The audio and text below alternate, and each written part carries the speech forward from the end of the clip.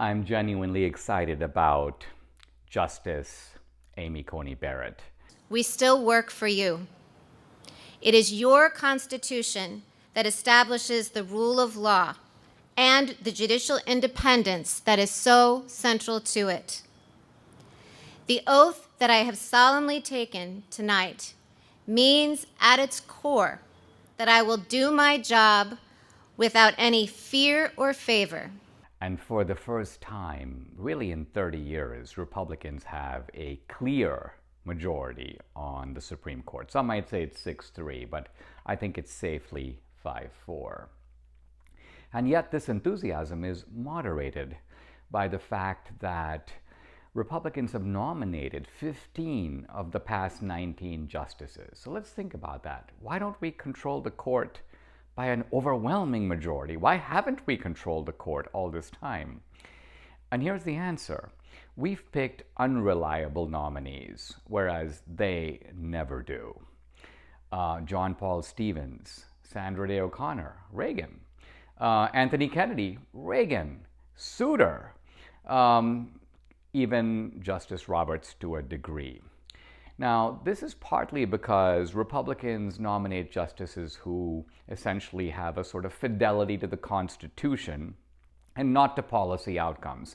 Even Amy Barrett said in her speech, "I'm not going to impose my policy preferences." Now, think about it. Would you ever see Kagan saying that, or Sotomayor, or Breyer? No.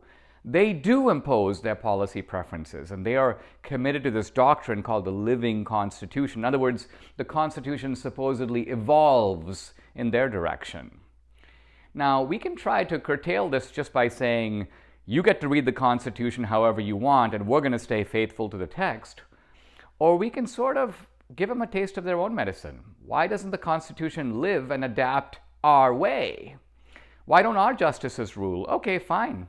The progressive income tax, that violates the spirit of the Equal Protection Clause of the 14th Amendment. Down goes the progressive income tax. Why? Because the Constitution adapts. It's a living Constitution, except it's evolving our way, not your way. Too bad for you. The left is constantly trying to bend the rules, and they do it in the confidence that we won't do the same.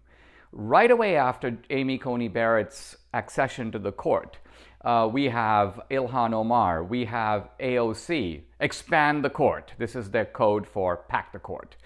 And the reason they're so confident in pack the court is they don't think we will. Their point is we can pack the court in the full confidence that even if you're in control, you wouldn't think of doing it. But why not? Why shouldn't we teach them a lesson? If we have all three branches of government, why don't we take them up on their idea and pack the court ourselves? The point here is deterrence. It's to teach them a lesson. It's to show them that two can play at this game.